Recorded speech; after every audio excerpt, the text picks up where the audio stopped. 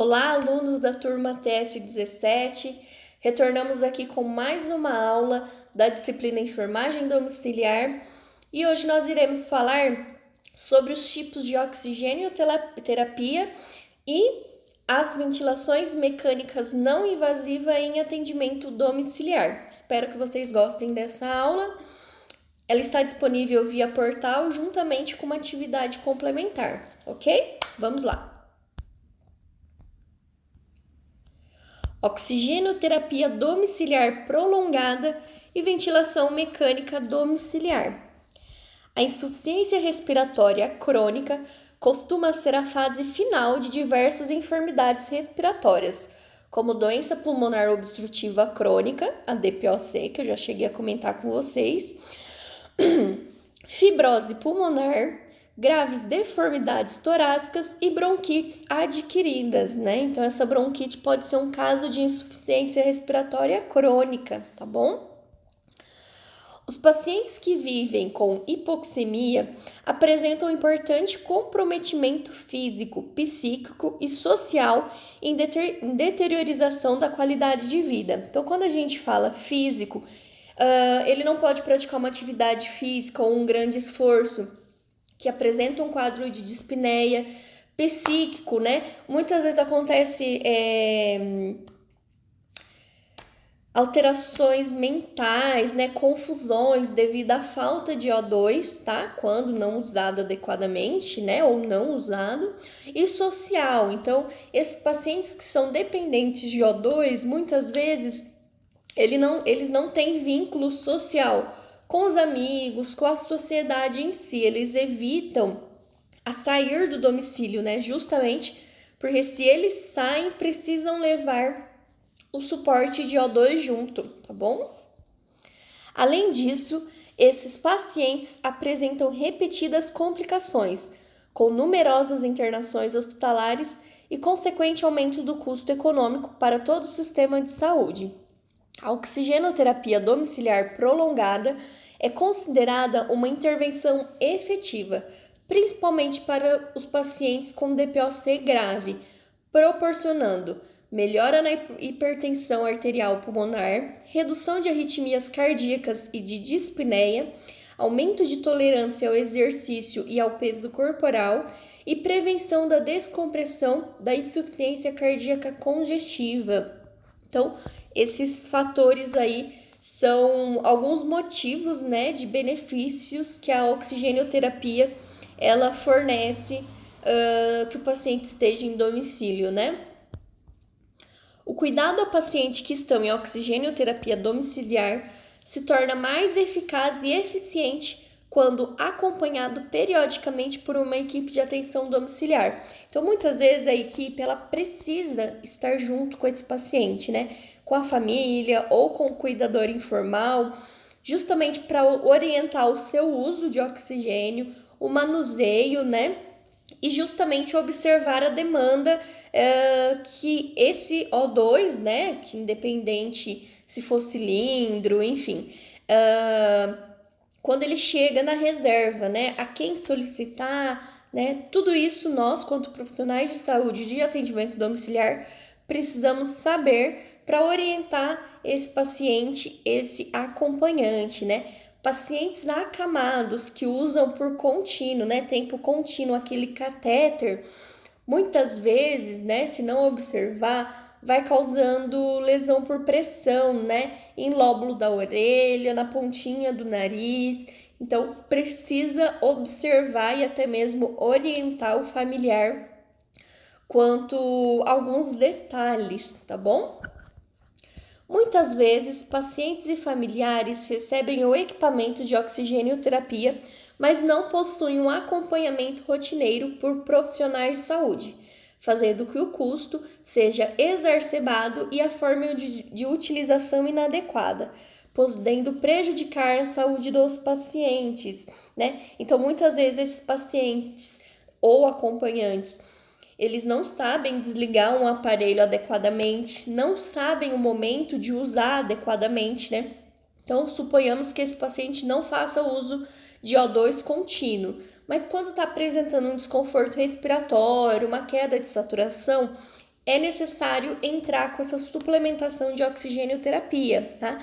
Muitas vezes o familiar não sabe disso, não sabe conduzir, né? Liga o equipamento, retira do paciente, não desliga o equipamento, né? Gastando o cilindro aí de O2, né? E N outros motivos. É por isso que a equipe precisa estar presente, tá bom?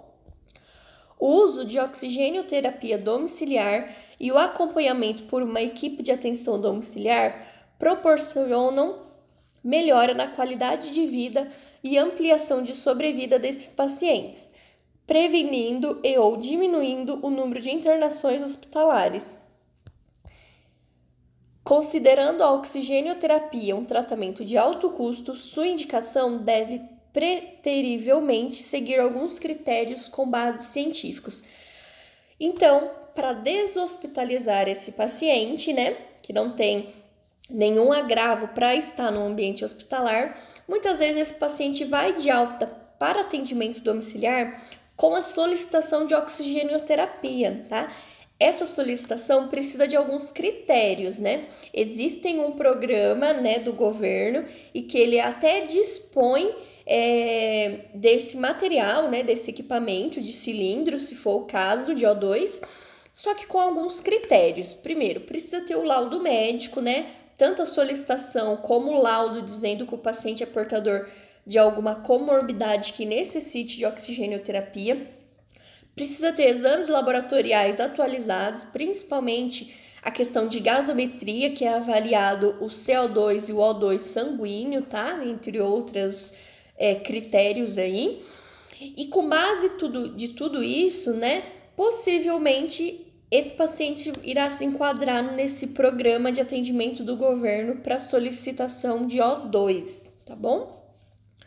Considerando a oxigênio-terapia um tratamento de alto custo, a indicação deve impreterivelmente seguir alguns critérios com base científicos que eu acabei de falar para vocês, né? É de suma importância que a equipe de saúde oriente detalhadamente como a oxigênio-terapia domiciliar deve ser usada no domicílio, visto que muitas vezes observa-se o seu uso inadequado, seja por desconhecimento dos riscos pelos próprios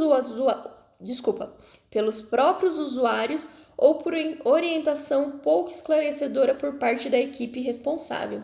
Então, como eu falei para vocês, existem um mau uso, mas não conscientemente, né? Às vezes é por falta de uma orientação, de um acompanhamento, tá bom?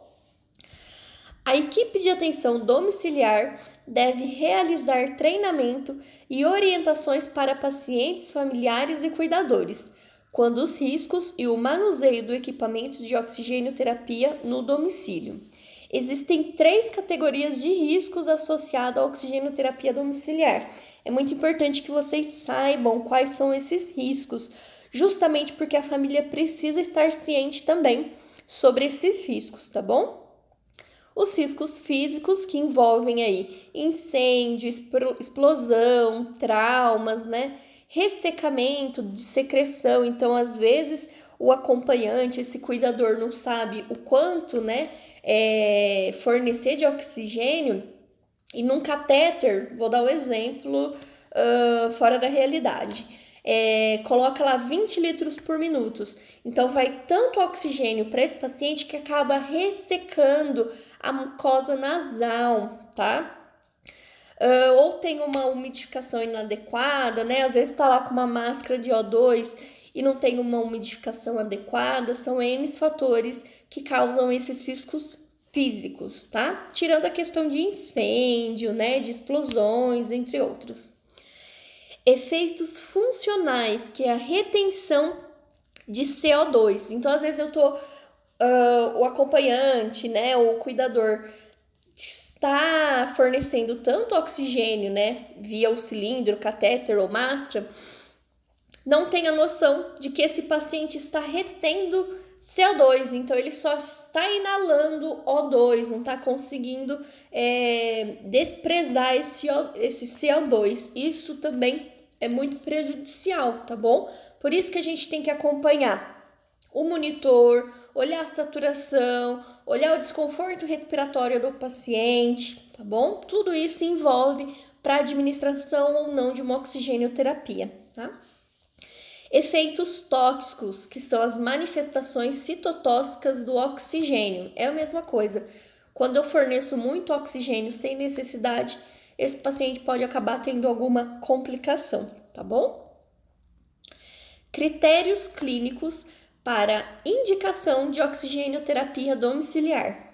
A indicação de oxigênio-terapia baseia-se em dados gasômetros e clínicos, que devem ser obtidos quando o paciente está em período clínico estável.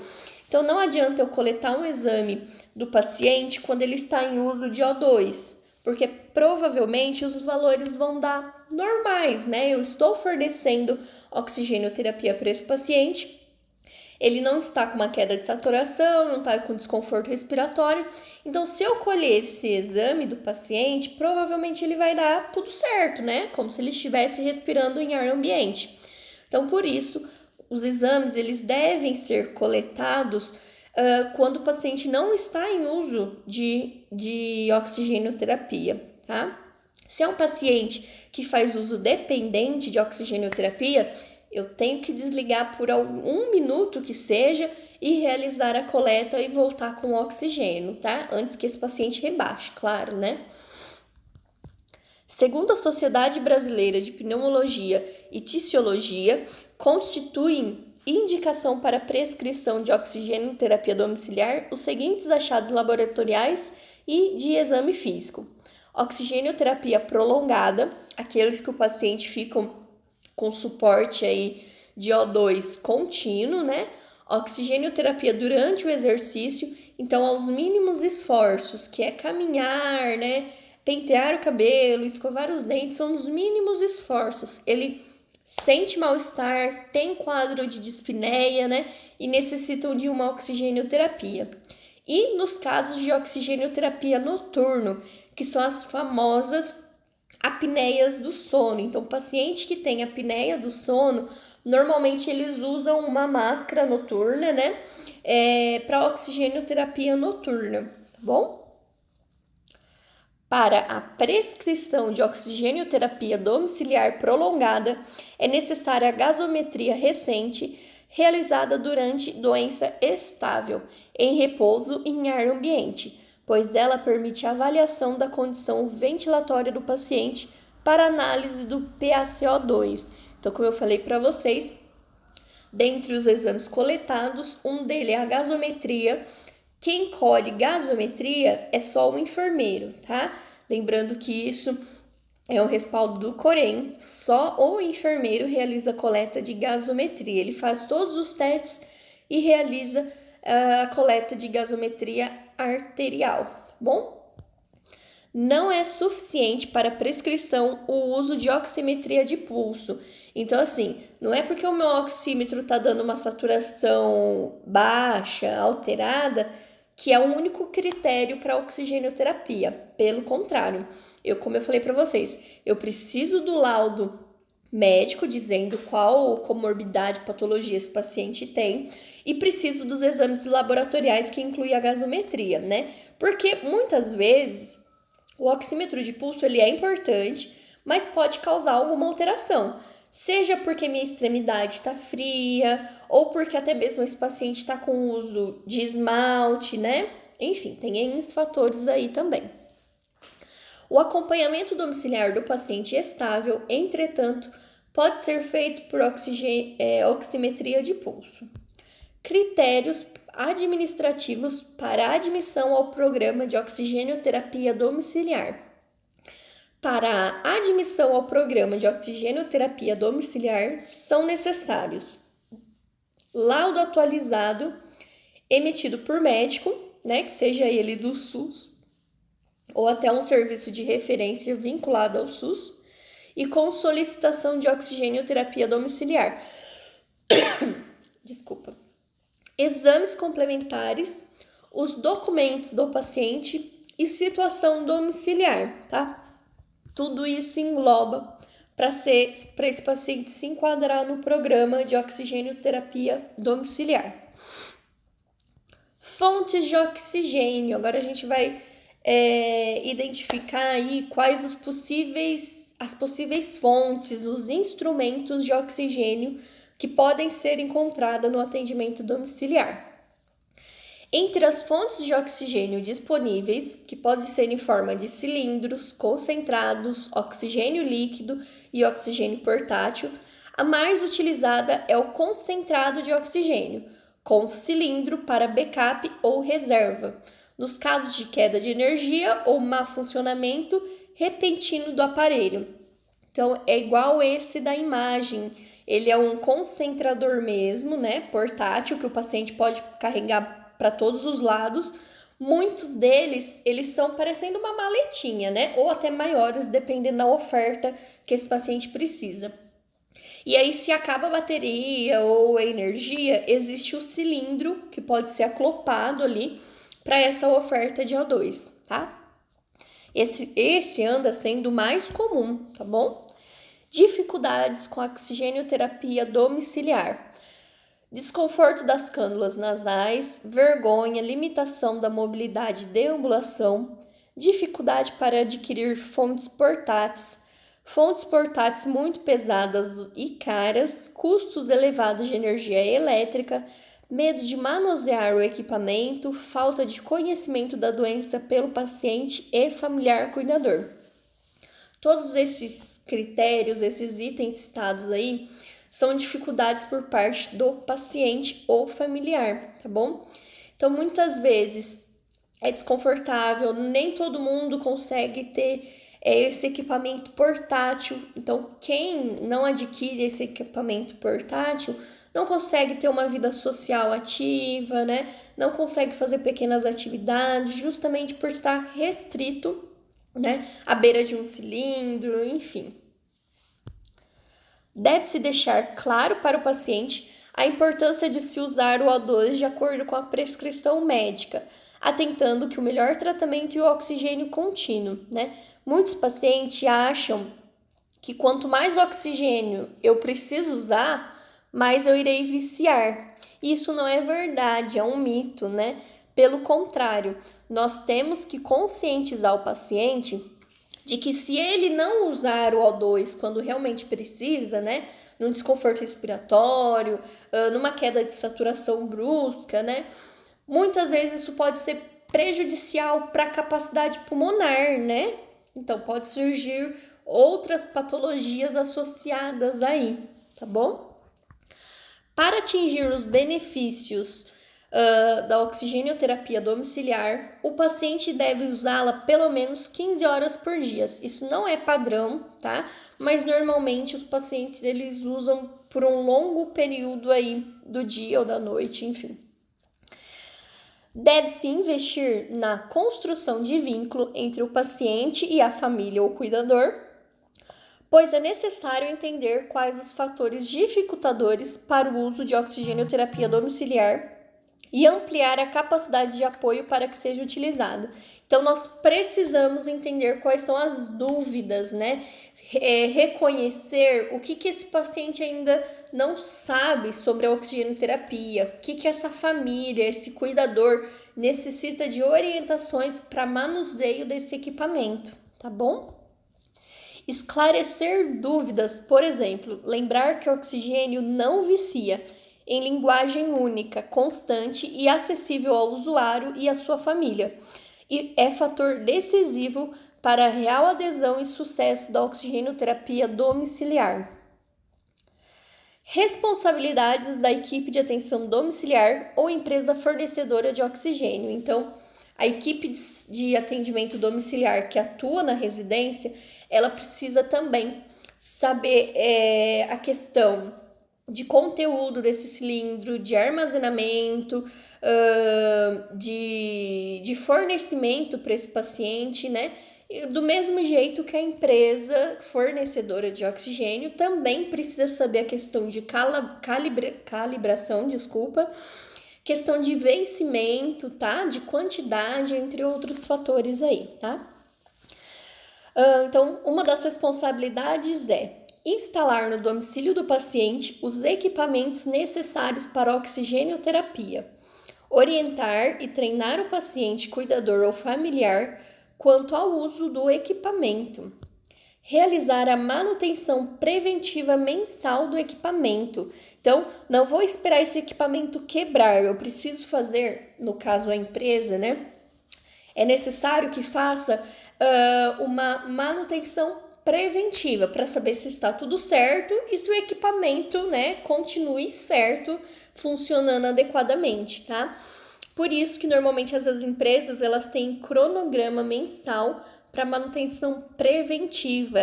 Essas empresas não esperam o equipamento ter algum defeito para ir até a residência desse paciente e avaliar o equipamento, tá bom? Garantir a manutenção corretiva ou a substituição dos equipamentos 24 horas dias, todos os dias da semana. Desculpa. Atender o chamado para avaliação dos problemas no equipamento sempre que necessário em no máximo 2 horas. Então, a família deixou acabar o O2 desse paciente e esse paciente começou a ter uma queda de saturação, desconforto respiratório. O que nós precisamos orientar a família? Chama um atendimento móvel, né? Um atendimento de urgência móvel, seja um SAMU, uma ambulância do município, retira esse paciente do domicílio e leva até uma instituição, um hospital em que tenha fornecimento de O2 para esse paciente. Após isso, é necessário entrar em contato com a empresa ou até mesmo com o programa de oxigênio terapia domiciliar para que eles reponham esse cilindro de O2, tá? Mas nós, quanto profissionais de saúde, devemos trabalhar preventivamente, né? E sempre orientar a família. Olha, na hora que chegar nesse risquinho aqui, a senhora, o senhor já pode estar entrando em contato com a empresa para eles estarem substituindo com o programa, né? Lembrando que o cilindro, ele tem um marcador, né? Igual o combustível de carro, que ele vai apontando, né? O uso desse O2 aí, o quanto resta dentro desse cilindro. Então, é importante a gente orientar essa família, esse cuidador, a sempre solicitar esse O2 antes que ele termine, tá bom? Informar ao serviço de atendimento domiciliar as responsabilidades agora do paciente, tá?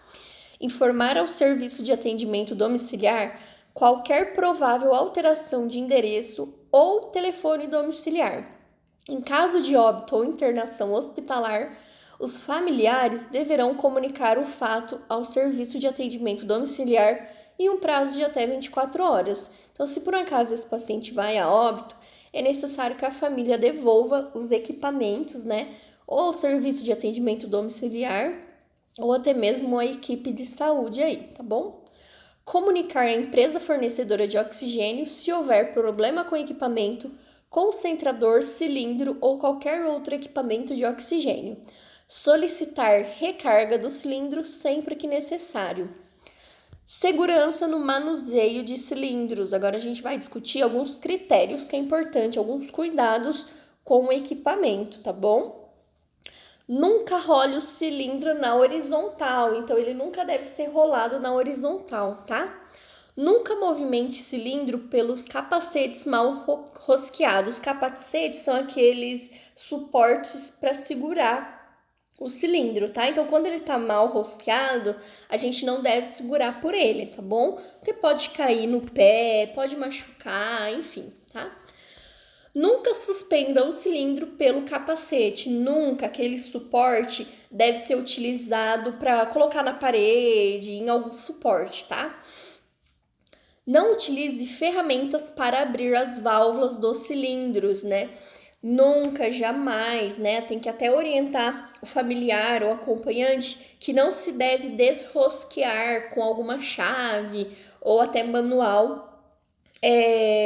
A válvula, né, em si, embaixo ela tem uma rosca, então a gente nunca deve usar nenhuma ferramenta para abrir aquilo, tá bom? Pensando em perda do oxigênio ou até mesmo um risco físico aí, tá? Nunca transfira gás de um cilindro para outro. Eu coloquei, mas muitos até, né, difícil acreditar, mas muitos cuidadores acham que pode transferir O2 de um cilindro que está um pouco vazio para outro cilindro que está mais ou menos cheio, né? Então isso não existe, você vai acabar perdendo o oxigênio dos 2 cilindros. Então é importante a gente orientar essas famílias, esses cuidadores. Desculpa pela tosse, pessoal. Ventilação mecânica não invasiva. Constitui-se modalidade do atendimento domiciliar 3 para uso de oxigênio-terapia em ventilação mecânica não invasiva. Essa ventilação mecânica não invasiva são os CPAPs e os BiPAPs, tá? CPAP, a oferta é única. Ele só manda oxigênio através de uma máscara bem aclopada no paciente, tanto que o paciente deve evitar falar no momento da realização de ventilação mecânica não invasiva. Ela dura normalmente de 2 a 3 horas, tá? Então fica com a máscara bem aclopada, ela não sai oxigênio, ela é bem vedada no rosto do paciente, através de CPAP, que é um fluxo contínuo, ou a BiPAP, que ela faz 2 fluxos, o de transmitir O2 e de reter o CO2. Então ele faz, tá? Ele manda e ao mesmo tempo retira, manda e retira. Esses equipamentos, ele é escolhido de acordo com alguns critérios do paciente, tá bom? Hoje não há dúvida de que o uso de ventilação mecânica não invasiva em grupos selecionados de pacientes é responsável pela diminuição da necessidade de intubação, mortalidade e custos do tratamento, motivo pelo qual o seu uso vem se tornando cada vez mais frequente. Então, pacientes que têm apneia do sono, né? Se ele não tem esse equipamento, normalmente são CPAPs que só mandam o fluxo, porque conseguem eliminar por si só, né? Esses pacientes podem sofrer uma parada cardiorrespiratória dormindo, né? Pacientes que estão tendo aí um edema pulmonar, né? Que estão lá também necessitam de um equipamento, né? Uma ventilação mecânica não invasiva para que não tenha essa pressão pulmonar. Então, quando se coloca, né, esse tipo de equipamento e manda um fluxo de O2 adequado, esse paciente para de ter essa pressão pulmonar, esse esforço pulmonar, e aí consegue por si só, depois desse ciclo de ventilação mecânica não invasiva, muitas vezes dar continuidade a essa respiração normalmente, tá bom? É realizada pelos aparelhos conhecidos como CPAP e por BiPAP, que têm indicações precisas para sua prescrição e utilização. Como eu falei para vocês, de acordo com o quadro clínico do paciente, é escolhido o melhor aparelho aí, equipamento para utilização que se enquadra como oxigenoterapia em ventilação mecânica não invasiva, tá bom? Quando a gente fala de ventilação mecânica, é um equipamento que fornece O2 para esse paciente. Não invasiva, eu não estou fazendo nada invasivo no paciente, ou seja, não é uma intubação, tá bom? Com acompanhamento do médico pneumologista e, se necessário, de neurologista, dentro de critérios pré-estabelecidos pela equipe de atenção domiciliar, avaliam as condições do paciente e domicílio, bem como a garantia de manutenção e o funcionamento dos requeridos equipamentos. A ventilação não invasiva só pode ser utilizada naqueles pacientes capazes de manter a permeabilidade de via aérea superior, assim como a integridade dos mecanismos de deglutição e a capacidade de movimentar secreções. Ou seja, se por um acaso esse paciente está lá com a máscara aclopada, né? Ele tiver alguma secreção na boca e não tiver o reflexo de deglutir, né? Ele pode broncoaspirar, vomitar na máscara e aspirar aquele conteúdo. Então, assim, ventilação mecânica não invasiva não é indicado para esses pacientes que não têm o reflexo de tosse, de deglutir, tá bom? Justamente pelo risco de broncoaspiração. Pacientes com distensão abdominal ou vômitos não devem utilizar ventilação mecânica invasiva pelo risco de aspiração. Trauma de face, lesão aguda ou sangramento de via aérea São também consideradas limitações para o uso de ventilação mecânica não invasiva. É recomendado o uso de ventilação mecânica não invasiva em pacientes com DPOC, asma, edema agudo de pulmão, insuficiência respiratória, pós-ressecção pulmonar, doenças terminais como câncer e esclerose lateral, entre outras. Para o uso de ventilação mecânica não invasiva no domicílio, é necessário a avaliação criteriosa do paciente e orientação à família e cuidador pela equipe de atendimento domiciliar, né? Então, quando esse paciente não tem uma assistência aí 24 horas, é necessário que a equipe oriente o manuseio dos equipamentos, né, da utilização desses equipamentos, tanto para a família ou até mesmo para o acompanhante, caso ele seja consciente e orientado, ok? Espero que vocês tenham gostado dessa aula e nos encontramos na próxima aula, tá bom? Beijo, até mais!